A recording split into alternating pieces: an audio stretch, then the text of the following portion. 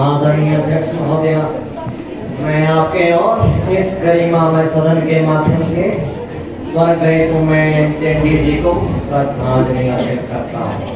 वे सामाजिक एवं राजनीतिक कार्यकर्ता थे। उन्होंने मेडिकल कॉलेज के निर्माण में महत्वपूर्ण भूमिका निभाई। मैं अपने दल और अपनी ओर से स्वर्गीय उमेश चंडी जी को श्रद्धांजलि अर्पित करता हूँ। धन्यवाद speaker. Honorable Speaker, I rise to pay my tribute to Mr. Umesh Chandy, whose death has been deeply mourned by all of us. He was the 10th Chief Minister of Kerala, serving from 2004 to 2006 and 2011 to 2016. He also served as the leader of opposition in the Kerala Legislative Assembly. He has contributed in the construction of several massive infrastructure projects. On the behalf of my party, I pay tribute to Mr. Umesh Chandy. Thank you. Now, the House will stand in silence for a short while as a mark of respect to the departed soul.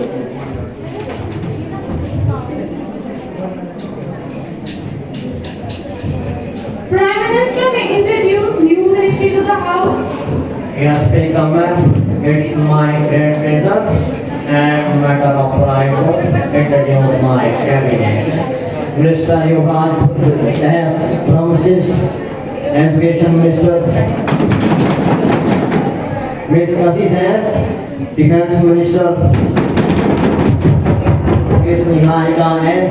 State Affairs and Home Education Minister. We now move on to the question hour. Question number 101, Ms. Pushpa. Honorable Speaker ma'am, क्या शिक्षा मंत्री महोदय यह बताने की कृपा करेंगे 2020 की नई शिक्षा नीति को इन्होंने सबके समक्ष रख दी, परंतु क्या ऐसे कदम भी उठाए गए हैं जो हमारे देश के छात्रों के लिए लाभकारी सिद्ध होंगे? धन्यवाद अध्यक्ष महोदय। Yes, the Education Minister, Mr. Yuvraj Brahmavishist. माननीय अध्यक्ष महोदय जी, उत्तर देने से पहले मैं सोहनलाल द्विवेदी जी की कविता में से कुछ पंक्तियां कहना चाहूँ कि लहरों से डरकर कभी नौका पार नहीं होता, कि लहरों से डरकर कभी नौका पार नहीं होता, जब नन्ही चिट्ठी चढ़ती दीवारों पर 100 बार फिसलती है, उसकी मेहनत कभी बेकार नहीं होती, कोशिश करने वालों की कभी हार नहीं होती, कुछ किए बिना ही जय जयकार नहीं होती, जय जयकार नहीं होती। अध्यक्ष महोदय, 2020 की नई शिक्षा नीति हमारे देश की तीसरी नई शिक्षा नीति। शिक्षा व्यक्ति के संपूर्ण विकास के लिए बहुत ही आवश्यक होती है। नई शिक्षा नीति का मसौदा इसरो में रह चुके प्रमुख डॉक्टर के कस्तूरीरंगन जी की अध्यक्षता में किया गया। वह प्रधानमंत्री तथा मंत्रिमंडल की अध्यक्षता में इसे स्कूली शिक्षा से लेकर कॉलेज तक की शिक्षा तक जारी करते हैं। अब स्कूली शिक्षा में 3+5+5+4 का फॉर्मेट अपनाया गया है, जिसके लिए जीडीपी का 6% भाग प्रयोग में लाया गया है और 2030 तक शिक्षा के क्षेत्र में इसका अनुपात 10% लाने का टारगेट रखा गया है। धन्यवाद अध्यक्ष महोदय जी। Any supplementary question? Yes ma'am. Permission granted. Honorable Speaker ma'am, मैं क्वेश्चन आते हुए चर्चा के माध्यम से आपके अनुसार शिक्षा मंत्री से यह जानना चाहती हूँ कि न्यू एजुकेशन पॉलिसी में हमें लगता है कि मातृभाषा को अपनाना एक समस्या है, अपितु एनईपी संस्कृत भाषा को इतना अधिक महत्व क्यों दिया जा रहा है? क्या इसके पीछे इनकी कोई खास मंशा है? धन्यवाद speaker ma'am. Yes, the Education Minister, please. माननीय अध्यक्ष महोदय, शायद यहाँ पर बैठे अधिकतर लोगों को यह बात मालूम होगी कि संस्कृत विश्व की सबसे वैज्ञानिक भाषा है। दुनिया में जब टॉकिंग कंप्यूटर के बनने की बात चली तो प्रश्न ये उठा कि उसके लिए कौन सी भाषा चुनी जाए, क्योंकि कंप्यूटर का अपना कोई विवेक नहीं होता। हम जो कहते हैं कंप्यूटर वही लिखता है और जो लिखा जाता है वही तो पढ़ा जाता है। अध्यक्ष महोदय जी, आज मैं गर्व से अपना सर ऊंचा करके कह सकता हूँ कि विश्व की तमाम भाषाओं की समीक्षा के बाद टॉकिंग कंप्यूटर के लिए जिस भाषा को उपयुक्त पाया गया वह भाषा संस्कृत है। अध्यक्ष महोदय, अंग्रेजी का एक उदाहरण पेश करना चाहूंगा जिसमें हम KNO W को नो करते हैं और NO को नो करते हैं। अगर मैं उस कंप्यूटर से कहूँ I know this तो लिखेगा INO, परंतु मेरा तात्पर्य इस वाले नो से नहीं। अध्यक्ष महोदय, वो विवेकहीन कंप्यूटर कैसे समझेगा? लेकिन संस्कृत भाषा में ऐसा नहीं होता। संस्कृत में जो बोला जाता है वही लिखा जाता है और जो लिखा जाता है वही तो पढ़ा जाता है।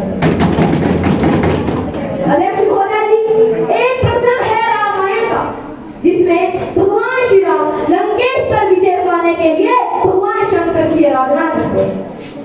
वे जो स्तुति करते हैं उसे रामचरितमानस में रुद्राष्टक नाम से जाना जाता है। शब्द कुछ इस प्रकार से: नमामि शमिशान निर्वाण रूपम विभुम व्यापकम ब्रह्म वेद स्वरूपम निजं निर्गुणं निर्विकल्पं निरीहं चिदाकाशं आकाशवासं हरेहम्। अध्यक्ष महोदय, उसी दौरान रावण ने भी भगवान राम पर विजय पाने के लिए भगवान शंकर की आराधना की। उसने अपना श्लोक स्वयं रचा जिसे शिव तांडव के नाम से जाना जाता है।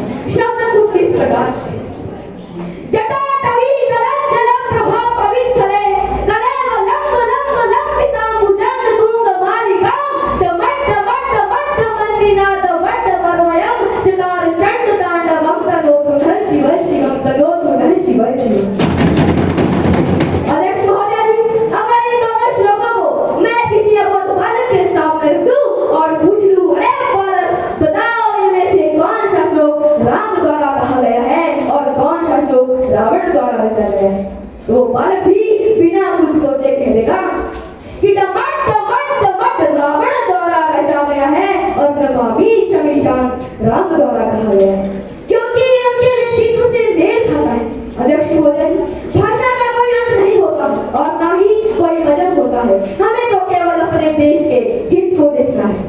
अध्यक्ष महोदय जी, मंदिर में दाना चुगकर चिड़िया मस्जिद में पानी पीती है कि मंदिर में दाना चुगकर चिड़िया मस्जिद में पानी पीती है। मैंने सुना है कि राधा की चुनरी कोई सलमा बेगम सीती है, सलमा बेगम सीती है। एक रफी था महफिल में, जरा बात सुनिएगा कि एक रफी था महफिल में रघुपति राघव गाता था। एक प्रेमचंद था जो बच्चों को ईदगाह की कहानी सुनाता था, ईदगाह की कहानी सुनाता था। धन्यवाद अध्यक्ष महोदय। Now no supplementary question. Question number 102, Miss Megha. Honourable speaker ma'am, मैं आपके माध्यम से इस गरिमामय सदन का ध्यान आज एक ऐसे ज्वलंत विषय की ओर ले जाना चाहती हूँ जो कि हमारे देश के भविष्य से जुड़ा है। किसी भी देश का युवा देश की शक्ति होता है। यदि देश का युवा सही मार्ग पर आगे बढ़ेगा तभी तो देश का विकास होगा। ऑनरेबल मैम, यदि मैं अपने देश की बात करूं तो आज हमारे देश का युवा धीरे धीरे असंतोष और आक्रोश की ओर बढ़ रहा है, जिसका प्रमुख कारण है पूरे देश भर में राज्य एवं राष्ट्र स्तर पर होने वाली प्रतियोगी परीक्षाओं के पेपर परीक्षा होने से पहले ही लीक हो जाना। कितने दुर्भाग्य की बात है, विद्यार्थी दिन रात कोचिंग सेंटर्स लाइब्रेरीज में खून पसीना बहाकर मेहनत करते हैं। हाय हाय, कितना धोखा होता है उन बेचारों के साथ जब उन्हें पता चलता है कि परीक्षा का पेपर तो परीक्षा होने से पहले ही लीक हो गया था, जिस कारण सरकार ने परीक्षा ही रद्द करवा दी। ऑनरेबल मैम, यदि मैं हाल ही में नीट यूजी 2024 की बात करूं तो पेपर लीक, मुझे तो लगता है सरकार की पूरी किश्त ही लीक हो गई है। पेपर तो लीक है, ये सरकार लीक है, पेपर तो लीक है, ये सरकार लीक है। Please maintain the decorum of the house. Respected member, please continue. Honourable ma'am, विद्यार्थियों के पेपर लीक, बाकी सब ठीक। यदि सरकार का तंत्र वीक होगा तभी तो पेपर लीक होगा। माननीय महोदय, मैं माननीय गृह मंत्री जी से जानना चाहूंगी कि सीबीआई, आईबी और ईडी जैसी खुफिया एजेंसी केवल विपक्षी दलों को डराने के लिए है, क्या ऐसे समय पर या छुट्टी पर होती है? मुझे तो लगता है इसमें सरकार की कोई मिलीभगत है, जो कि एक शर्मनाक विषय है। माननीय महोदय, मैं माननीय गृह मंत्री जी से चाहूंगी कि वे इस विषय में अपना वक्तव्य दें ताकि युवाओं का परीक्षा प्रणाली पर विश्वास बना रहे। धन्यवाद महोदय। Yes, the Home Minister, please. Honourable speaker ma'am, मैं मैं आपके माध्यम से विपक्ष की माननीय नेता द्वारा लाए गए ध्यान आकर्षण प्रस्ताव पर बोलने की इजाजत चाहता हूँ। Permission granted. महोदया, मैं पेपर लीक मामले में विपक्ष की माननीय नेता की भावनाओं की कदर करती हूँ, किंतु उनके द्वारा सरकार पर लगाए गए आरोप को मैं खारिज करती हूँ। महोदया, जहाँ तक राज्य में पेपर लीक की घटनाओं का विषय है तो इसमें राज्य सरकार की लापरवाही तथा जिम्मेदारी दोनों गए हैं। जहाँ तक इन्होंने बात की थी ड्यूटी 2024 में पेपर लीक मामले की, तो इसमें सरकार ने कड़ी कार्यवाही की है। सरकार ने मामलों को सीबीआई को सौंपा है तथा कुछ गिरफ्तारियां भी की है। महोदया, सीबीआई तथा ईडी से डरने की बात यदि विपक्ष की माननीय नेता की है तो यह तो चोर की गाड़ी में छिटके वाली बात है। महोदया, सीबीआई तथा ईडी आईटी जैसी बढ़ते कुछ व्यक्ति के खिलाफ है जो गुनहगार है। वर्तमान में आईपीसी की धारा 120, 420 तथा 468 के अंतर्गत ये मामले देखे जाते हैं तथा जरूरत पड़ने पर और कठिन कानून भी बनाए जाएंगे। महोदया, देश के युवाओं का पेपर लीक मामले में सरकार पर पूरा विश्वास है और मैं उनके लिए कहना चाहूंगी, अपने हौसले के बल पर हम अपनी प्रतिभा दिखा देंगे कि अपने हौसले के बल पर हम अपनी प्रतिभा दिखा देंगे। भले ही कोई मंच ना मिले, मंच अपना बना देंगे। जो कहते हैं खुद का सितारा है, जो कहते हैं खुद का सितारा है, जगमगा कर उनके सामने कर देंगे बीती चमकूसी। और इतना ही नहीं, सूरज भी खुद का बना देंगे, सूरज भी खुद का बना देंगे। धन्यवाद दर्शकों। Any supplementary question? Question number 103, Miss Bharti. माननीय अध्यक्ष महोदय, जनता के मन में जीएसटी यानी वस्तु व सेवा कर को लेकर काफी आशंकाएं है कि नहीं? हाँ। महोदय, इसका जो वर्तमान रूप है वह बहुत ही भयानक है, विशेषकर आम जनता के लिए। हाँ, सोने के बिस्किट पर 5% जीएसटी और खाने के बिस्किट पर 8% जीएसटी, ये कहाँ का न्याय है? आपको बीच में बोलने की अनुमति नहीं है, कृपया बैठिए। Respected member, please continue. वही तो जीएसटी की विडंबना है मैडम। बात सिर्फ आम जनता की नहीं, व्यापार जगत में भी इसके ऊपर काफी आशंका है। Will the minister to please say the details of long-term benefit? और सरकार द्वारा जीएसटी को प्रभावी रूप से तथा तेजी से लागू करने के लिए क्या क्या कदम उठाए गए हैं? धन्यवाद अध्यक्ष महोदय।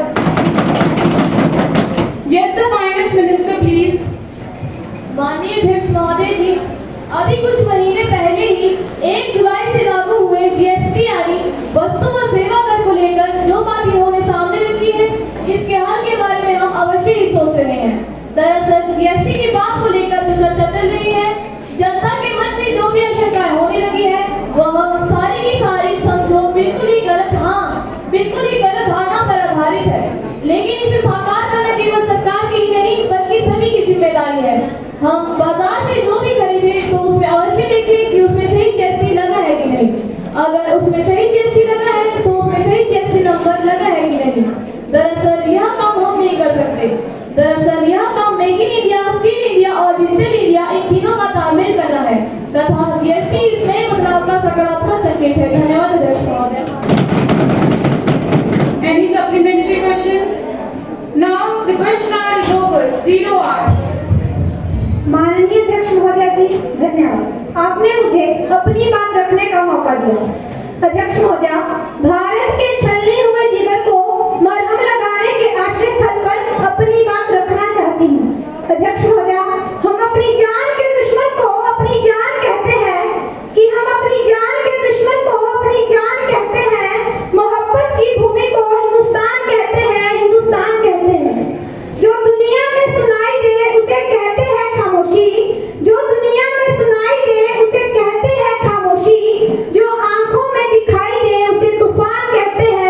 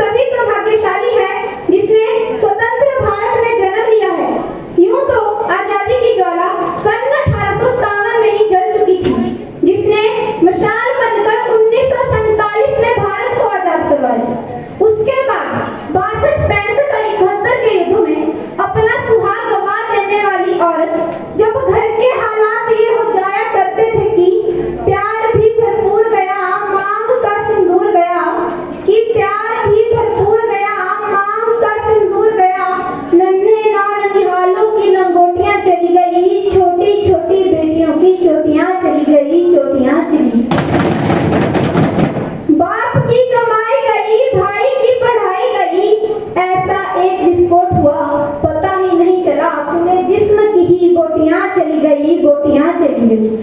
आपके लिए तो एक आदमी मरा है साहब, परंतु मेरे घर की तो रोटियां चली गई, रोटियां चली गई। अध्यक्ष महोदय, अब तो हमसे हमारा तिरंगा झंडा भी यह पूछने लगा है कि क्या बात है भारत, आजकल मैं लहराने से ज्यादा कफन में दफनाने के क्यों काम आ रही हूँ। और आप कहते हैं कि साल में 2 बार हाथ में झंडा पकड़ लेना देशभक्ति है, तो मैं पूछना चाहती हूँ कि फुटपाथ पर रहने वाला वो बच्चा जो ट्रैफिक की छांव में नंगे पांव में तिरंगा बेच रहा होता है, क्या वो उसकी देशभक्ति है। अध्यक्ष महोदय, वो उसकी देशभक्ति नहीं बल्कि उसके पेट के भूख की शक्ति है जो उसे ऐसा करने पर मजबूर करती है।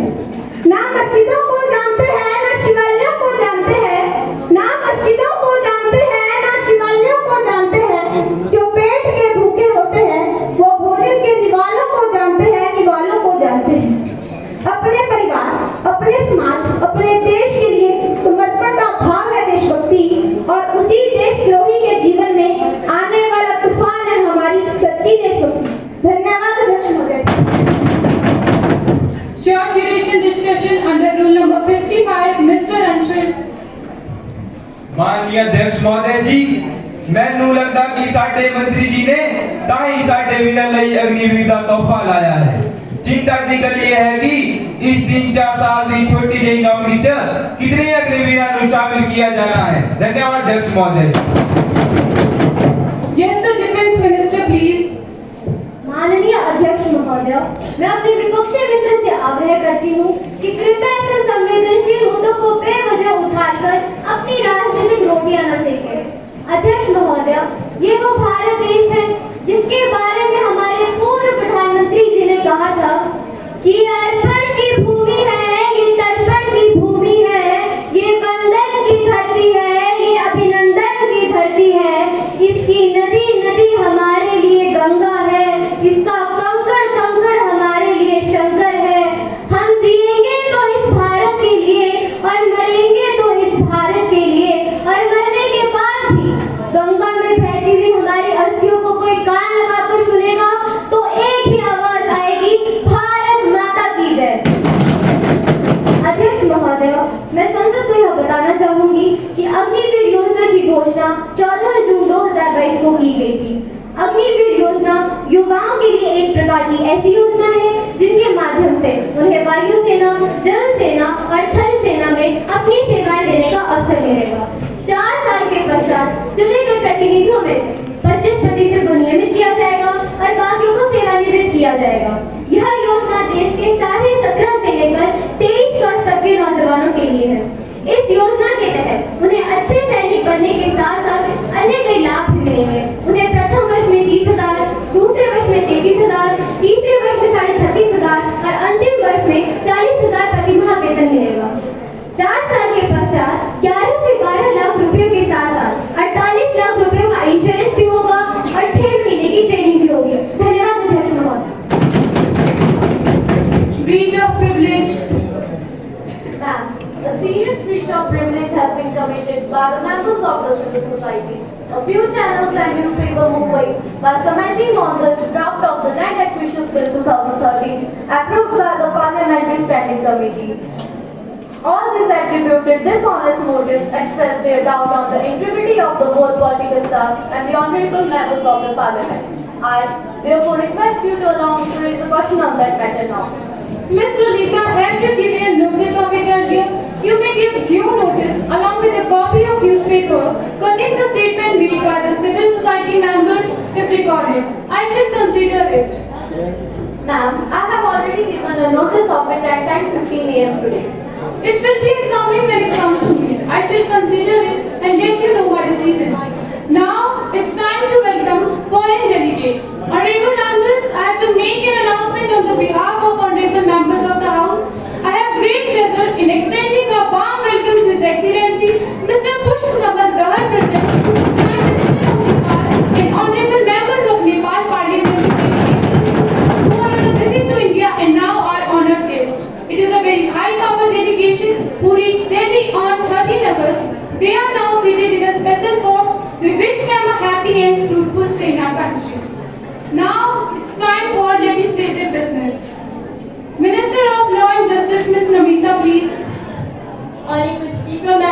I dare to move on, leave to introduce Amendment Bill, One Nation One Election 2024, under Section 368 of the Constitution of India. Thank you.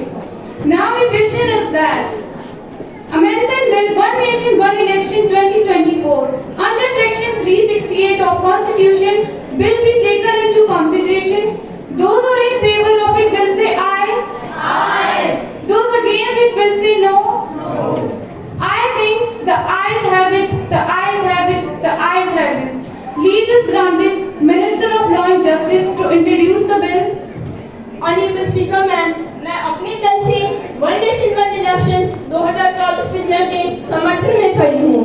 Ma'am, अभी हम पूरे देश में चुनाव एक साथ क्यों नहीं करवा सकते, जबकि हमारे पिछले 4 चुनाव सन 1952, 1957, 1962 और 67 में भी एक साथ संपन्न हुए थे, जिनमें चुनावी खर्च 10 करोड़ से अधिक नहीं आया था। मैम, मैं इस बिल के समर्थन में अपना पक्ष केवल 2 बातों के माध्यम से रखना चाहूंगी। मेरी पहली बात है बार-बार होने वाले चुनाव के कारण खर्च। मैम, अगर हम बार-बार होने वाले चुनाव के खर्च की बात करें तो अमेरिकी एजेंसी की रिपोर्ट के अनुसार वर्ष 2019 का हमारा आम चुनाव विश्व का सबसे महंगा आम चुनाव साबित हुआ था, जिसमें प्रत्यक्ष व अप्रत्यक्ष रूप से 71,000 करोड़ रुपए व्यय की बात की गई थी।